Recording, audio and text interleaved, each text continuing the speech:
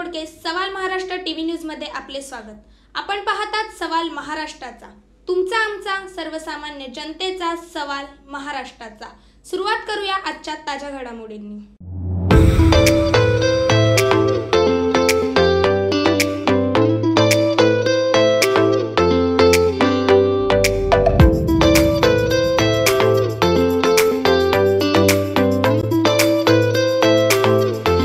आज आपण कोपरखैरणे पोलीस स्टेशनच्या हद्दीमध्ये कोम्बिंग ऑपरेशन केलं। त्याच्यामध्ये 18 अधिकारी आणि 95 कर्मचारी होते। त्याच्यामध्ये आरसीपी पोलीस स्टेशनचे कर्मचारी, zone 1 striking, able Vashi striking यांनी सहभाग घेतला।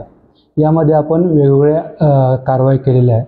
त्याच्यामध्ये मुख्यतः बोंड कोडगाव, खैरणे आणि कोपरखैरणे या भागामध्ये आपण कारवाई केली। त्याच्यामध्ये मोटर वाहन कायदा, त्याच्यानंतर प्रोव्हिशन ॲक्ट, जुगार प्रतिबंध कायदा, समन्स वॉरंट सामील करणे, त्याच्यानंतर हिस्ट्री शीटर, गुंडा रजिस्टर तपासणे, चेक करणे, त्याच्या हॉटेल लॉजेस चेक करणे, फरारी आरोपी पकडणे अशी कारवाई केली आहे। यामध्ये आम्ही NDPS ॲक्टप्रमाणे 2 कारवाई केलेली आहे। MU ॲक्टप्रमाणे 2 ठिकाणी नाकाबंदी लावली होती। त्या ठिकाणी आम्ही 95 वाहनावर केसेस केलेले आहेत।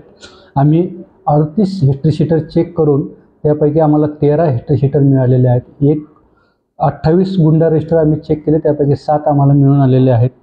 समन्स 21 आम्ही तामील केलेले आहेत, 8 वॉरंट तामील केलेले आहेत। प्रोव्हिशन ॲक्टप्रमाणे आम्ही 4 कारवाई केलेली आहे। तसेच जुगार ॲक्टप्रमाणे सुद्धा आम्ही 1 कारवाई केलेली आहे। आणि महत्त्वाचं म्हणजे आम्ही 2 फरारी आरोपींना पकडलेलं आहे, त्यामध्ये 1 इराणी आहे। आणि ओपन बारच्या सुद्धा आम्ही त्याच्यामध्ये केसेस केलेले आहे।